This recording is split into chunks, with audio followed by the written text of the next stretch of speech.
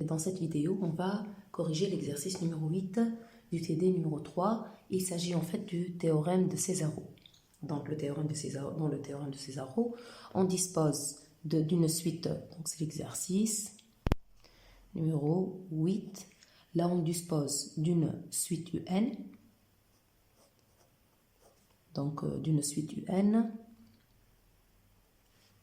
En fait, ici, on dit une suite réelle. Une suite réelle, c'est dans le cas où la limite peut être infinie, mais la suite, dans le cas d'une limite finie, la suite, on va voir dans la démonstration que la suite peut être même complexe dans le cas d'une limite finie, c'est-à-dire dans le cas de convergence. Donc, on dit soit UN une suite numérique. Donc, et on dispose des sommes Sn qui sont de la forme 1 sur n, somme k allant de 1 à n des termes uk. Donc la somme des termes uk sur n. En fait, ces sommes-là s'appellent les sommes de Césaro associées à la suite un.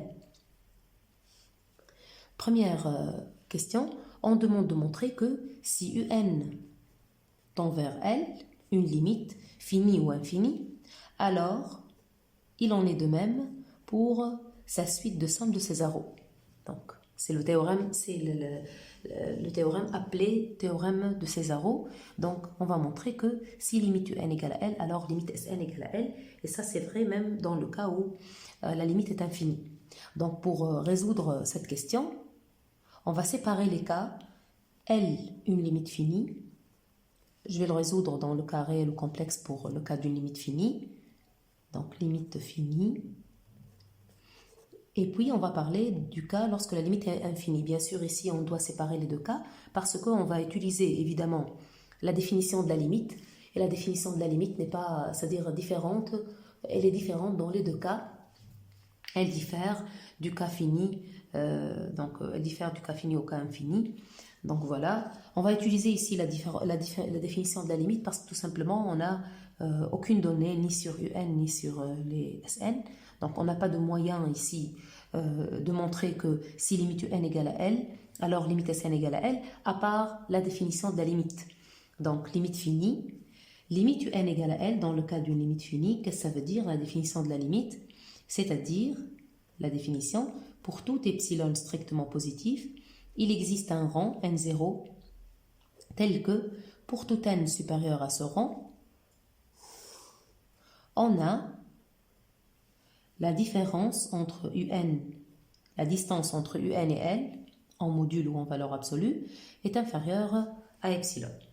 Bien sûr, donc pour tout epsilon, à partir d'un certain rang, on aura la distance entre UN et L qui devient inférieure à epsilon. Donc voilà, ce qu'on va montrer, on va essayer de démontrer le même résultat, mais pour Sn. Donc ça, on a. Donc ça, c'est la donnée, on dispose de cette donnée. Donc, on fixe epsilon, soit epsilon strictement positif. Et là, je vais lui chercher un rang. Donc, je vais lui chercher un rang tel que, à partir de ce rang, j'aurai les Sn moins L qui seront inférieurs à epsilon. Epsilon ou n'importe quelle constante fois epsilon. On a parlé de ça plusieurs fois. On a dit même une constante positive fois epsilon, c'est-à-dire ça présentera un autre epsilon prime qu'on pourra poser epsilon prime dès le début. Et finalement, donc le résultat reste le même, c'est-à-dire et ça donne la limite. Donc existe-t-il un rang tel que pour tout n, on a cela. Donc pour partir à la recherche de ce rang, ce qu'on va faire, c'est regarder donc la somme Sn. Quelle relation peut-on, c'est-à-dire le Sn moins L en module, comment on pourrait donc le voir pour revenir à la forme c'est-à-dire pour revenir à cette définition UN moins L inférieur à epsilon, on va le regarder. C'est 1 sur n somme des UN, k allant de 1 à L, moins L. Et là, le L, pour pouvoir entrer près de n, c'est-à-dire près de UN, on peut transformer ça en une somme. Bien sûr, une somme juste, c'est-à-dire juste en l'écrivant, de la forme 1 sur n, somme k allant de 1 à n des L. Et finalement, on aura 1 sur n fois n, parce que le L est une constante par rapport à n. Et voilà, donc j'aurai la forme de la somme que je voulais. Et j'aurai donc 1 sur n fois la somme k allant de 1 à n, la même somme des u k moins L. Donc très bien. Et là, on pourra alors appliquer l'inégalité triangulaire et le module pourrait donc être sur les uk moins L. Donc on aura 1 sur n, qui n'a pas besoin de valeur absolue, k allant de 1 à n, la somme k allant de 1 à n, des uk moins L. Donc c'est une majoration grâce à l'inégalité triangulaire. Donc ici, c'est l'inégalité triangulaire. C'est l'inégalité triangulaire ici qu'on a utilisée. Voilà. Donc, une fois on a ça, on sait que à partir d'un rang n0, on aura tous ces uk moins L deviendront inférieurs à epsilon. Donc, on va le dire. Or, il existe n0, comme on l'a dit dans la définition, pour tout epsilon. Donc, pour ce epsilon-là qu'on a fixé, donc ce epsilon-là, on l'a fixé, on lui cherche un n. On le lui cherche, on ne l'a pas encore trouvé, mais on sait quand même que pour ce epsilon, il y a un n0. Donc il y a un n0 pour ce epsilon, tel que pour tout n ou pour tout k supérieur à n0, tous les un moins L sont inférieurs à epsilon.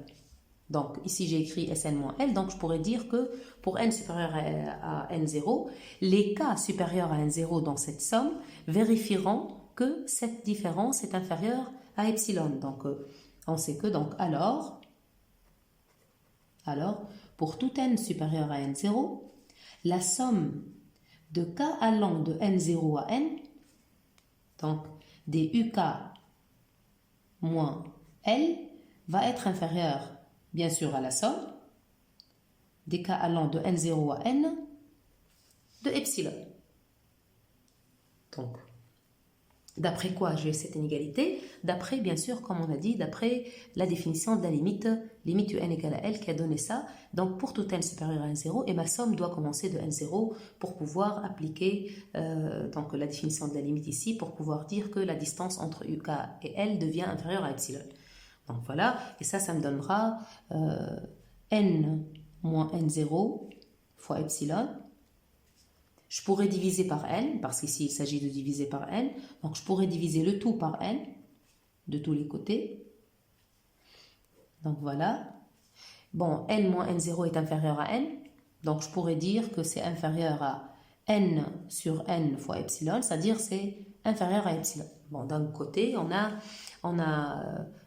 bien prouvé que cette partie de la quantité qu'on voulait donc majorée par epsilon, cette partie de la quantité était bien majorée par epsilon. Donc il me faut donc alors majorer l'autre partie aussi par une constante fois epsilon. Donc comme on a bien dit, ici, c'est pas vraiment obligatoire de trouver epsilon. On peut dire ici ou constante fois epsilon. Constante par rapport à epsilon, c'est-à-dire par rapport à n et epsilon, etc. C'est une constante là où il n'y a pas les objets qui varient ici, c'est-à-dire une constante par rapport à epsilon et une constante par rapport à n0 aussi, parce que n0 dépend de epsilon, une constante par rapport à n, parce que n, il vient avec le n0, il vient après le n0, donc il ne doit pas être inclus dans cette quantité par laquelle on majore. Donc ici, on a trouvé, ça c'est inférieur à epsilon. Donc, de l'autre côté aussi, on doit trouver une constante fois epsilon, une constante par rapport à tout ça, comme on l'a dit. Donc voilà, alors on va regarder ce qui se passe avant le n0. Lorsque le n0, bien sûr, est supérieur strictement à 1, ici notre suite commence par 1, donc si le n0 est supérieur strictement à 1, donc il y aura des termes qu'on va essayer, dans cette somme, qu'on va essayer de voir. Donc voilà, donc ici, lorsque je somme pour la somme k allant de 1 à n0 moins 1, donc, on sait ici que c'est une somme finie. Donc, finalement, avec des ensembles finis, on peut toujours trouver un majorant. Donc, ici, on peut majorer. Et on peut majorer même, donc on peut majorer d'une façon indépendante de tout ça. Parce que UK moins L tend vers UK moins L tend vers 0. UN moins L tend vers 0. Donc finalement, on pourra dire que toute la suite, la suite UN moins L va être majorée carrément par une constante. C'est-à-dire on peut la majorer indépendamment de N0 et indépendamment de tout. Donc c'est pas la peine ici de majorer par un truc qui dépend de N0. Donc on peut la majorer indépendamment de tout le reste. Donc on peut dire ça c'est inférieur à la somme K allant de 1 à N0 moins 1 fois un majorant M. Et là on explique. Donc d'autre part ici, d'autre part on a. Pourquoi on a ça? On va expliquer. Car limite lorsque n tend vers plus l'infini de un moins L est égal à 0. Ce qui implique que un moins L est majoré. C'est-à-dire borné. Une suite convergente, une suite bornée. Est majorée par une constante M. Donc c'est bien de savoir que c'est une constante. Une constante M. Bien sûr positive, parce qu'ici on parle du module, de la valeur absolue. Donc par une constante M. Donc ça y est, on a bien réussi à majorer les UK moins L entre 1 et N0 moins 1, et voilà leur somme. Donc ça sera N0 moins 1 fois M. Voilà. Donc, très bien. Donc en divisant maintenant par N, donc on va aller petit à petit, en divisant par N, le petit morceau qui reste de cette quantité, de 1 à N0 moins 1, donc ça donne inférieur à N0 moins 1 sur N fois M. M est une parfaite constante, donc c'est bien, c'est une parfaite constante par rapport à N, par rapport à Epsilon, par rapport à tous les objets qui varient ici.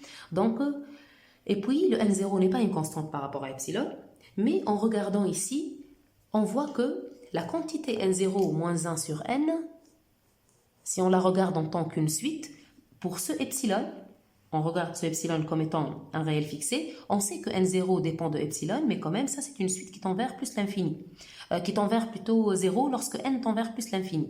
Donc ici, je regarde, c'est-à-dire epsilon est fixé, N0 est fixé, et si on fait tendre n vers plus l'infini, on va avoir que cette quantité tend vers 0. Lorsque n tend vers plus l'infini. Avec N0 fixé, epsilon fixé. Donc pour ce epsilon fixé, pour cet epsilon fixé, et N0, donc pour cet epsilon et N0 fixé, on a limite de N0 moins 1 sur N, lorsque N tend vers plus l'infini, est égal à 0. Alors, qu'est-ce qu'on peut dire? On peut dire qu'à partir d'un certain rang, cette quantité va être inférieure à epsilon. Elle va être à son tour inférieure à epsilon. À ce epsilon même. Hein. Alors, il va exister un rang qu'on peut appeler N1, tel que cette quantité devient, donc en valeur absolue ou sans valeur absolue, ici c'est une quantité positive, donc tel que cette quantité devient inférieure à epsilon. Donc, tel que cette quantité devient inférieure à epsilon. Très bien. Donc, alors, notre somme, K allant de 1 à N0 moins 1, des UK moins L, notre somme, c'est-à-dire notre moitié de la somme, sur N, qui est inférieure à cette quantité fois M, va être inférieure à M fois epsilon. Toujours ici, on sait que M est une parfaite constante qui n'a pas de relation ici, ni avec n, ni avec n0, ni avec epsilon, ni avec personne de ces variables-là, avec aucune de ces variables. Donc ici, c'est m fois epsilon, comme on a dit, m est une parfaite constante. C'est une constante qui ne dépend de rien. Donc voilà, ça y est, on regroupe maintenant. D'où, pour regrouper, bien sûr, ça c'est vrai pour tout n supérieur à n0. Donc cette estimation est vraie pour tout n supérieur à n0. Et cette estimation est vraie pour tout n supérieur à n1. Là, j'ai dit il existe n1, bien sûr, je dois ajouter il existe n1, tel que, ça c'est vrai, pour tout n supérieur à n1. Donc, pour tout n supérieur à n1. Donc, tout ça, c'est vrai pour tout n supérieur à n1, et ça, c'est vrai pour tout n supérieur à n0. Donc, les deux deviennent vrais, d'où, pour tout n supérieur au maximum des deux, maximum de n0 et n1, on a, et je regroupe maintenant les deux morceaux de la somme, on a, donc ça devient, si je regroupe, ça devient Sn moins L. Si je reviens à regrouper ici, et je reviens avec l'inégalité triangulaire ici, ça devient Sn moins L. Donc Sn moins L, qui était inférieur donc, à la somme des deux quantités qu'on a bien majorées. Donc, on l'a bien majoré ici. Donc, ça devient inférieur à epsilon plus. Donc, cette première quantité, c'est-à-dire, c'est pas la première, c'est la quantité qui vient après N0. Mais c'est la première qu'on a majorée, était inférieure à epsilon plus. Donc, la deuxième partie de notre majoration, c'est la partie qui est de 1 jusqu'à N0 moins 1, qui était bien majorée par M plus epsilon, M fois epsilon. Donc, ça devient inférieur à 1 plus M fois epsilon. Et là, c'est à partir du rang maximum N0, N1. Donc, finalement, ça devient inférieur à une constante. Ça, c'est une parfaite constante. Donc, il faut bien mentionner que ça, c'est une parfaite constante par rapport à epsilon. C'est par rapport à epsilon, par rapport à N et tous les trucs qui dépendent de epsilon. Donc, voilà. Donc, c'est une constante fois epsilon. Et on a réussi alors à trouver un rang N1. C'est ça le rang N, plutôt le rang grand N. On a dit un rang grand N, on l'a trouvé. C'est le maximum entre N0 et N1, tel que Sn moins L est inférieur à constante fois epsilon. Donc, comme on a dit, epsilon ou constante fois epsilon, c'est la même chose. Donc ici, on a réussi à bien majorer par une constante fois epsilon. Alors, ça y est, alors, ça donne la limite. Alors, limite Sn, lorsque n tend vers plus l'infini, est égale à L. Donc ça, c'est le résultat. Limite Sn va être égale à L. Donc ça, c'est pour le cas fini. Donc le cas infini, le raisonnement est similaire, mais bien sûr, l'écriture va différer va être différente, parce que, bien sûr, ce n'est pas la même définition de la limite. Donc pour le cas infini, bien sûr, suite réelle, dans le cas infini. Donc deuxième cas, L est égal, par exemple, plus l'infini. Bien sûr, on fait plus l'infini, moins l'infini se fera d'une façon, d'une façon pareille. Ou bien sûr, pour moins l'infini, on pourra même, c'est-à-dire multiplier par moins, hein, par un signe moins. On dira que lorsque un tend vers moins l'infini, moins un tendra vers plus l'infini et appliquer le résultat pour plus l'infini. Donc pour moins l'infini, pas de problème. Donc pour L égale à plus l'infini, c'est quoi la limite? C'est quoi la définition de la limite? On a bien limite un égale à plus l'infini. Comme on l'a dit ici, il s'agit d'une suite réelle lorsqu'on parle de limite infinie. Donc la limite est égale à plus l'infini. Qu'est-ce que ça veut dire? C'est-à-dire que pour tout A, pour tout réel A positif, il va exister un certain rang tel que pour tout n supérieur à ce rang, on aura les termes de un qui dépassent A. Donc voilà. Et là, donc on va fixer A et lui chercher un rang tel que, à partir de ce rang, que j'ai appelé grand N ici, comme je l'ai fait dans le cas précédent, tel que pour tout n qui dépasse ce rang, on a Sn dépasse A pour tendre vers plus l'infini. A, dépasser A ou bien dépasser une constante positive fois A.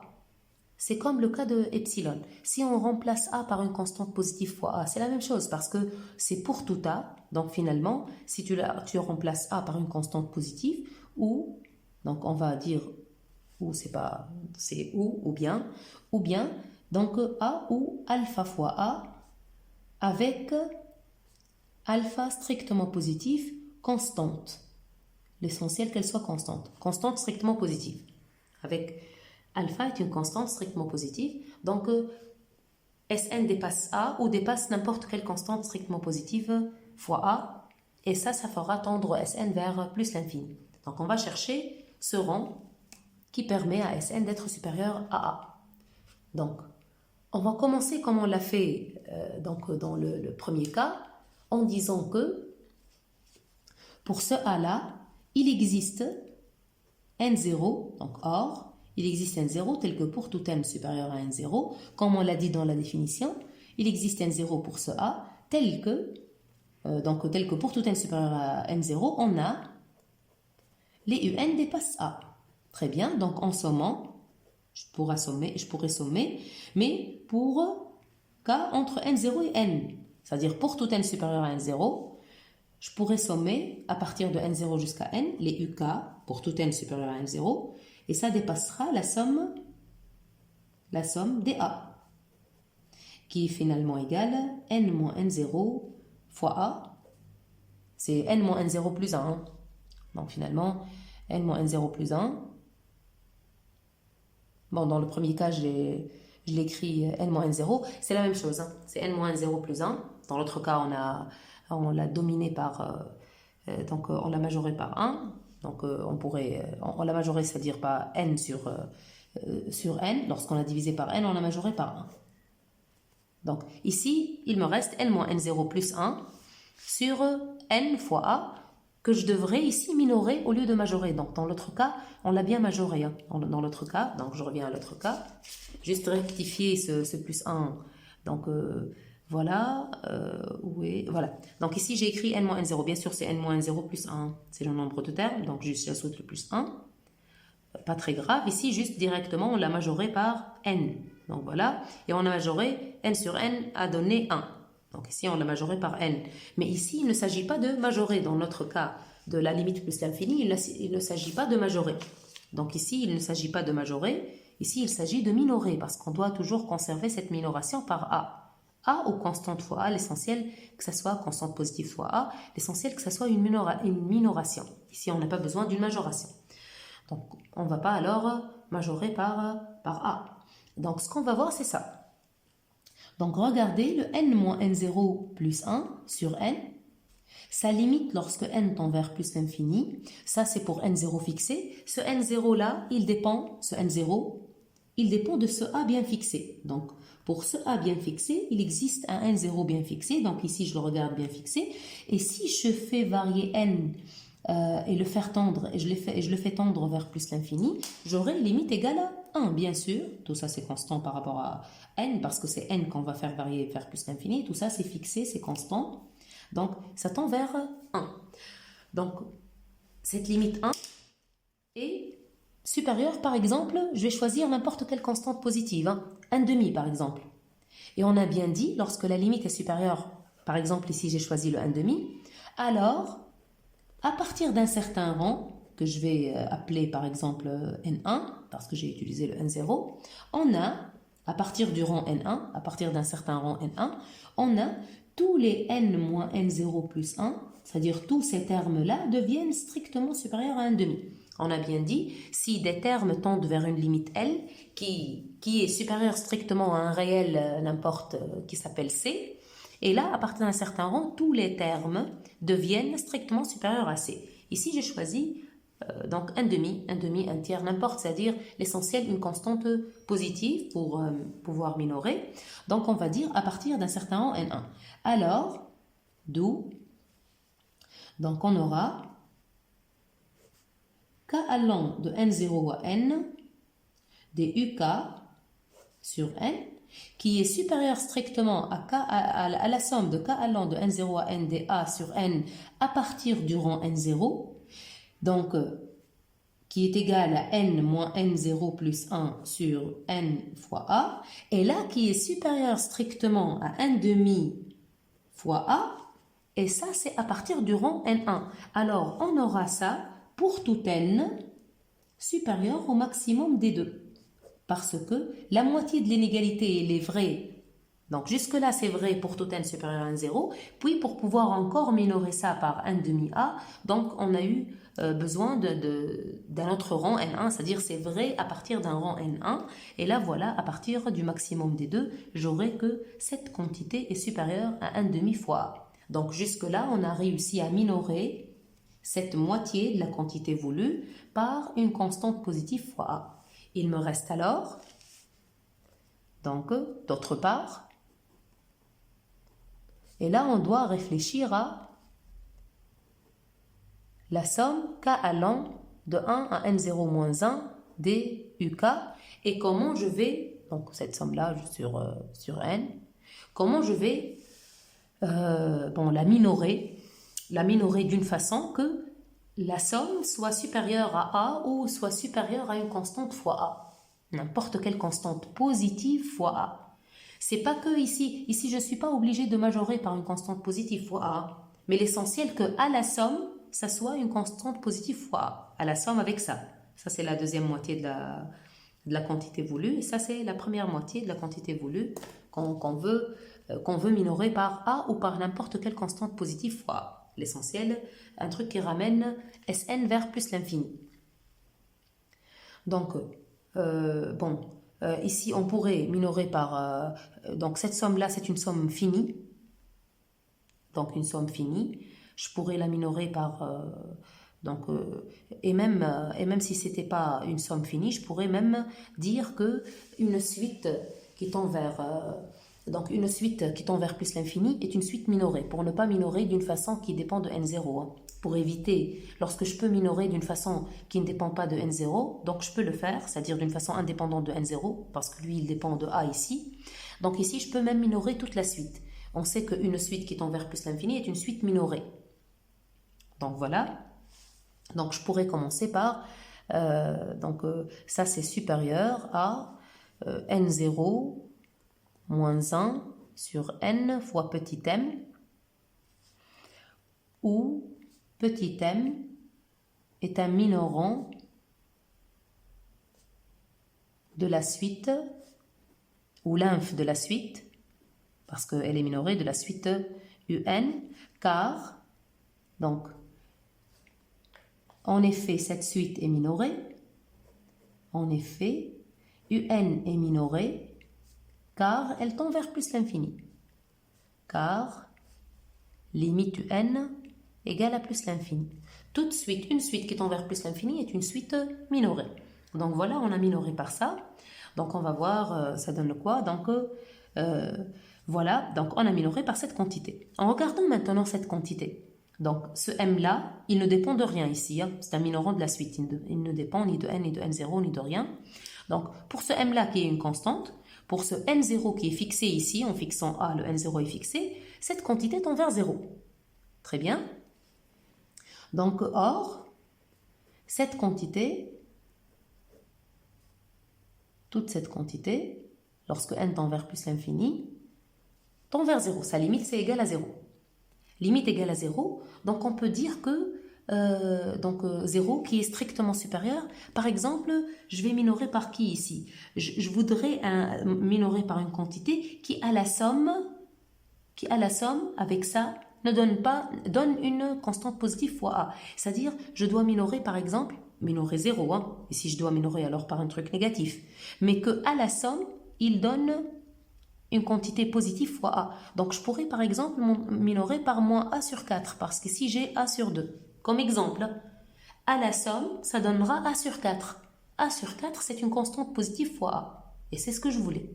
C'est-à-dire minorer cette quantité par un truc APCR. Donc APCR, on pourra minorer, à partir d'un certain rang, on pourra minorer par une quantité telle que à la somme, parce que je vais sommer les deux, à la somme, ça donne une constante positive fois a pour finalement arriver à ce résultat.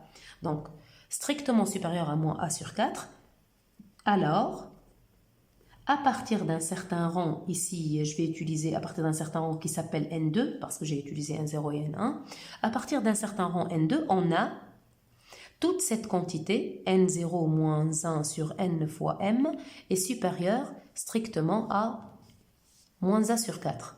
On a bien dit, lorsque une suite tend vers une limite, et cette limite-là est supérieure strictement à un réel c, alors à partir d'un certain rang, tous les termes de cette suite sont supérieurs strictement à ce réel c.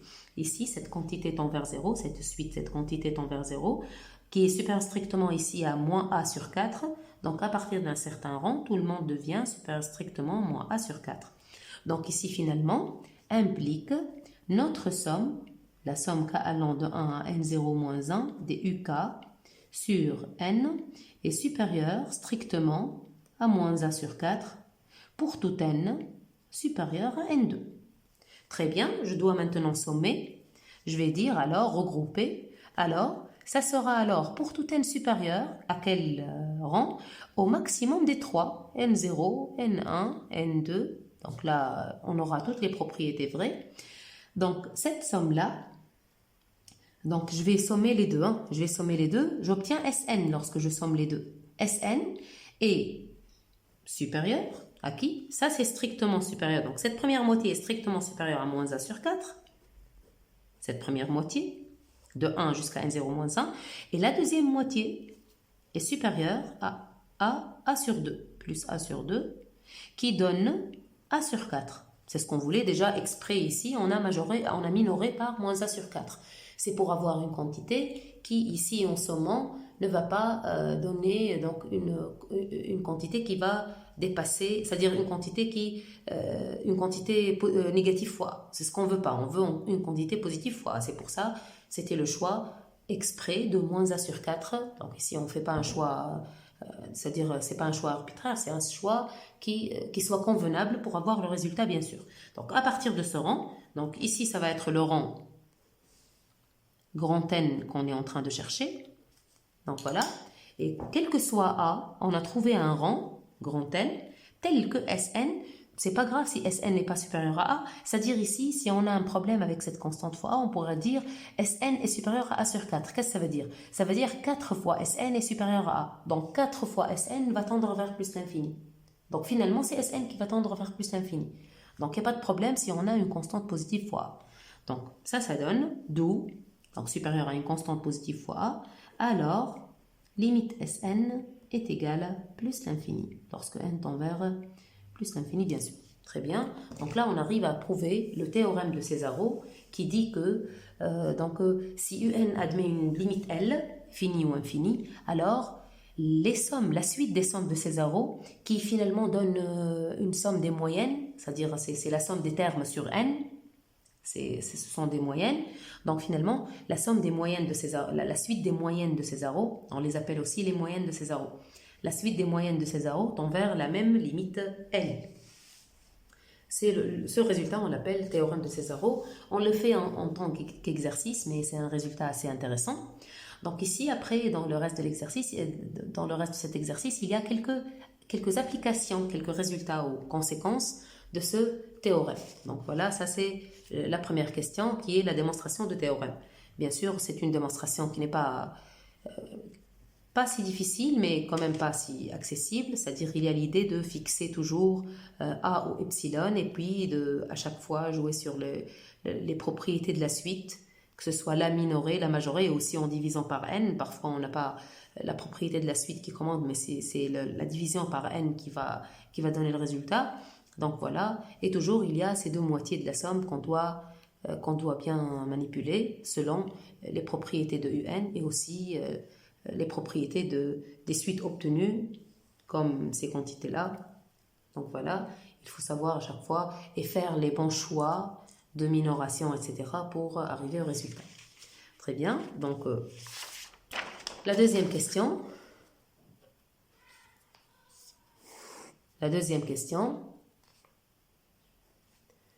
Donc ici, on s'intéresse à montrer un résultat qu'on appelle le lemme de l'escalier, qui dit que pour une suite réelle, telle que limite à n plus 1 moins à n égale à L,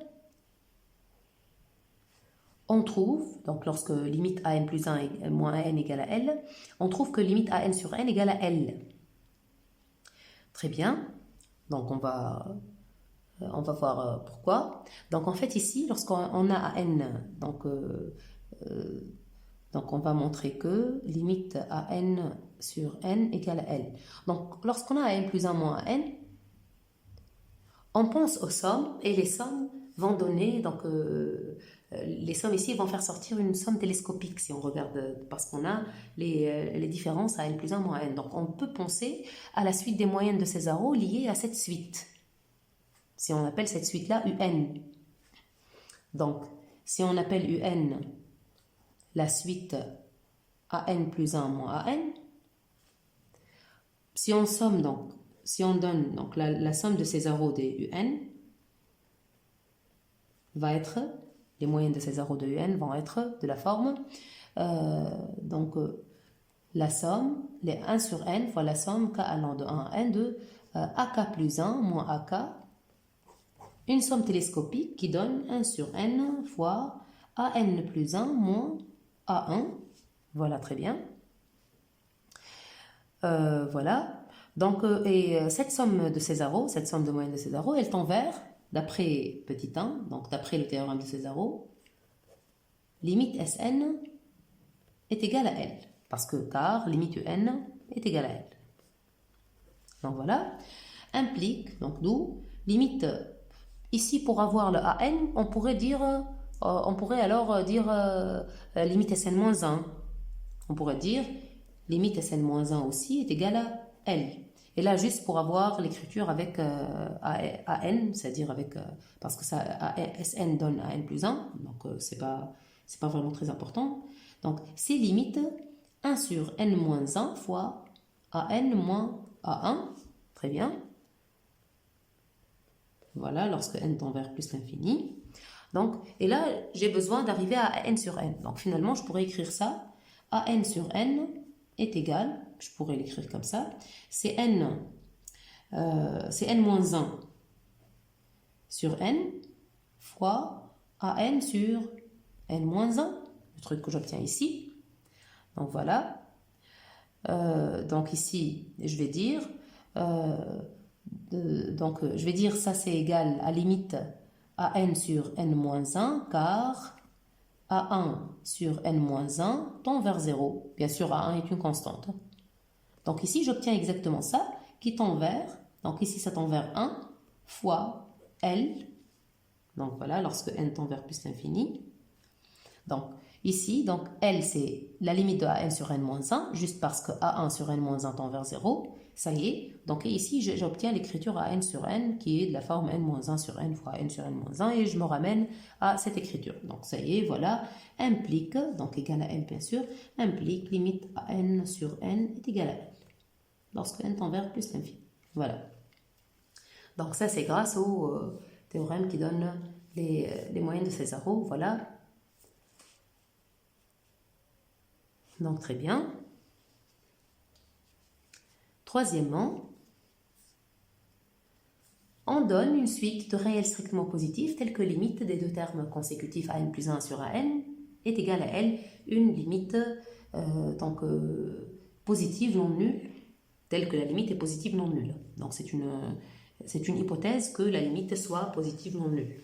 Donc, et on demande de montrer que la racine nème des AN est égale, la limite des racines nème des AN est égale à L. Donc voilà. Donc ici, lorsqu'on a n plus 1 sur AN, on pourrait alors dire, pour appliquer le lemme de l'escalier, on pourrait alors dire que la limite du log de cette quantité tend vers log L. Voilà, log L, on a le droit. Ici, on a imposé que la limite soit positive strictement. Donc on peut l'appliquer. Donc on peut dire, et log est une fonction continue. Là, on va bien parler de ça lorsqu'on va traiter les fonctions continues dans le chapitre 3 et comment appliquer une fonction continue sur une limite.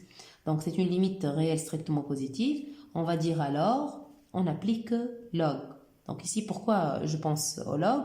Parce que il va me transformer donc ce quotient en une différence et là je pourrais alors me ramener au lemme de l'escalier. Donc log L car log est continu sur R plus étoile, voilà.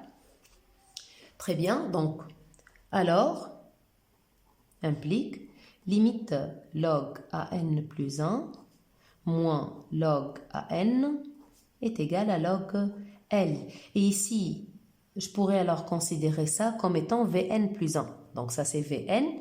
Et là, j'aurai alors une différence Vn plus 1 moins Vn qui tend vers une limite. D'après le lemme de l'escalier, j'aurai que Vn sur n tend vers cette limite. Donc voilà, d'après